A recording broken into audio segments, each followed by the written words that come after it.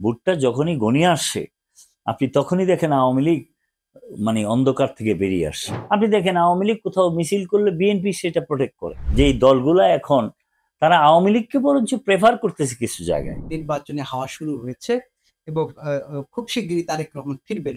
নির্দিষ্ট কোনো তারিখ বা দিনক্ষণ বলা যাচ্ছে কিনা? আসলে নির্বাচনের হাওয়া এই জন্য শুরু হয়েছে, নির্বাচনটা তো মানুষ আসলে চাওয়ার জন্য এতদিন আন্দোলন করেছে। 17 বছর শুধু ভোটের কথাই মানুষ বলেছে। এই জন্য মানুষ চায় যে একটা ভোট হোক, ভোট হইলে একটা স্থিতিশীল পজিশনে চলে আসবে। ভোটটা যখনই ঘনিয়ে আসছে আপনি তখনই দেখেন আওয়ামী লীগ মানে অন্ধকার থেকে বেরিয়ে আসছে। আওয়ামী লীগ দেখেন ঘর থেকে বেরিয়ে আসছে। সম্প্রতি ফার্ম গেটের ঘটনা এবং বনানীতে দেখেন আমার এলাকার 2 জন বড় নেতা অ্যারেস্ট হয়েছে। একজন আমার এলাকার একজন ছাত্রলীগের কেন্দ্রীয় কমিটির সাধারণ সম্পাদক অজয়কর খোকন, আরেকটা ছাত্রলীগের সাধারণ সম্পাদক রাজন করে একটা ছেলে, সেও বনানী থেকে অ্যারেস্ট হয়েছে। আমরা জানতে পেরেছি যে ঢাকা শহরে বিভিন্ন জেলা থেকে লোকজন আছে এবং কিশোরগঞ্জ থেকেও বাসে করে লোক আনা হয়েছে সেদিন ওই এলাকাতে বনানীতে, এবং তারা সেটার নেতৃত্বে ছিল। ওইখান থেকে যখন অ্যারেস্ট হয়েছে তারা 2 জন ওইখান থেকে অ্যারেস্ট হয়েছে। আজকে একজন ডিবে রিমান্ডে আছেন, আরেকজন জানি কোথায় আছেন, আমি ইসেতে দেখলাম। তাহলে আপনি দেখেন নির্বাচনে হাওয়া বইছে বলেই কিন্তু আওয়ামী লীগ অ্যাক্টিভ। তারা কোনো না কোনো ভাবে চাচ্ছে এই নির্বাচনটাকে প্রতিহত করতে, বানচাল করতে।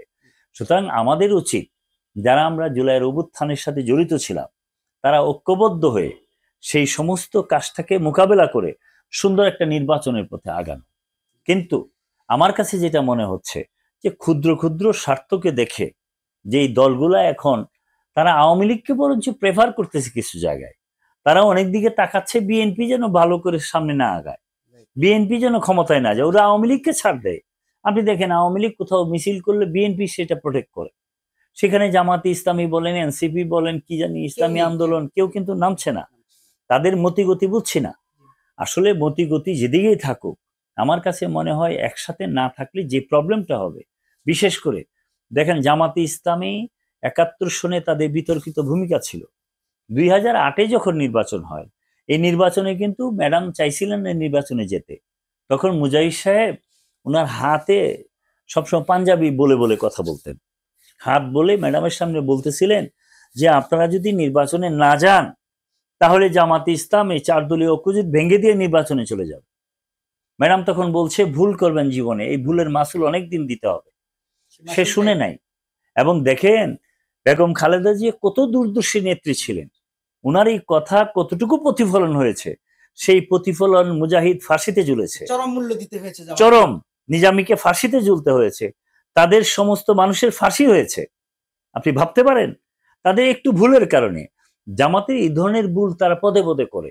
এইবারও যে ভুলটা করতেছে, এইবার তারা ভিতরে ভিতরে দেখেন কালকে এক সাংবাদিক, মহিলা সাংবাদিক ইন্ডিয়া থেকে এসেছে, বাংলাদেশ ঘুরে গেছে, তাদের সাথে জামাতের আমিরের নায়েবা আমিরের কথা হয়েছে।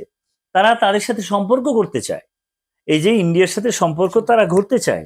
আপনি দেখেন এই যে একটা দ্বিমুখিতা নীতি, এই নীতির কারণে জামাতে ইসলাম আবার যদি খোদা না খাস্তা আবার কিছু পট পরিবর্তন হয়, জামাতের বাকি যারা আছেন তারা তো ফাঁসিতে ঝুলবেনই, ফাঁসিতেই ঝুলবেন এবং বাকিদের অস্তিত্বহীন হয়ে যাবেন এবং এই দেশে তারা সবচেয়ে বেশি ক্ষতিগ্রস্ত হবেন।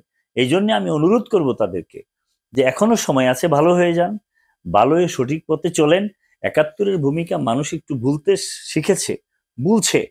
আর সবচেয়ে বড় জিনিস, রাজাকার শব্দটা শেখ হাসিনা এত বাজেভাবে ব্যবহার করেছে, এই জন্য আমি এটাকে আর ঘন ঘন ব্যবহার করতে চাই না। কিন্তু রাজাকার শব্দটা কিন্তু গালি। রাজাকার যেমন রাজাকার বললে মানুষ রাজাকার মনে করে, মির্জাফর বললে মির্জাফর মনে করে, বিশ্বাসঘাতক হিসাবে ট্রিট করে। এই শব্দ কোনোদিন জাতি মুছবে না।